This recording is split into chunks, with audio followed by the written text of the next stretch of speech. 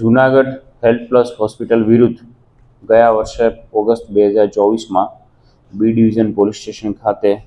ગુનો દાખલ થયેલો, જેમાં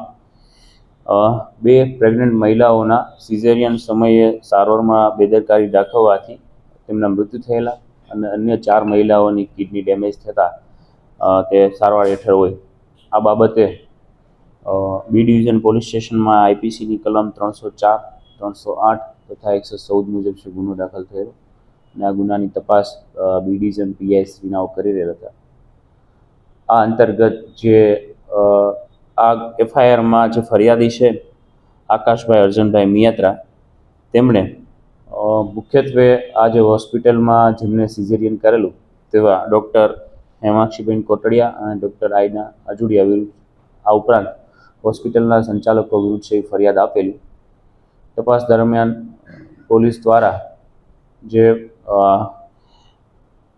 વિભાગીય નાયબ નિયામક શ્રીની કચેરી ભાવનગરના અધ્યક્ષસ્થાને જે કમિટીની નિમણૂક થયેલી, ત્યારબાદ ગાંધીનગરની જે આરોગ્ય વિભાગની કમિટી છે, આ ઉપરાંત એફએસએલના રિપોર્ટ છે, અલગ અલગ છે રિપોર્ટ તથા કમિટીનો જે નિષ્કર્ષ હતો, આ તારણને આધારે અગાઉ આ કેસમાં ડૉક્ટર હેમાંક્ષી કોટડિયા નામદાર હાઈકોર્ટમાંથી આગોતરા જામીન લઈને આવેલા, તો તેમની પણ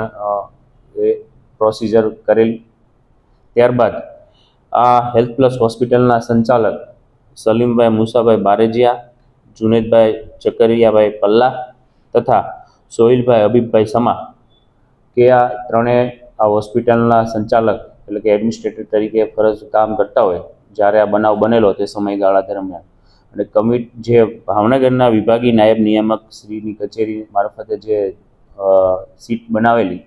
તેમનો જે રિપોર્ટ આવેલો તેમાં પણ આ ત્રણેયની જવાબદારી આપવામાં આવેલી. અને એમાં કમિટીના રિપોર્ટમાં જણાવેલું કે આ સંસ્થામાં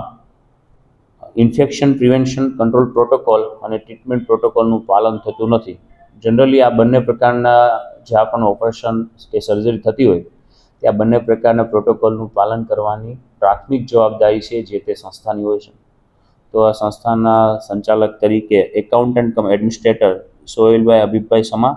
અન્ય આરોપી જુનેદભાઈ પાલ્લા તથા સલીમભાઈ બારેજિયા, આ ત્રણેય હેલ્થ પ્લસ હોસ્પિટલના આ જ્યારે બનાવ બન્યો અથવા તો આ જે મહિલાઓના સિઝેરિયન થયા તે સમયગાળા દરમિયાન સંચાલક તરીકે જવાબદારી નિભાવતા હોય તેમના વિરુદ્ધ પૂરતા પુરાવા મેળવી, તેમજ આ ટ્રસ્ટ આ જે હેલ્થ પ્લસ હોસ્પિટલ છે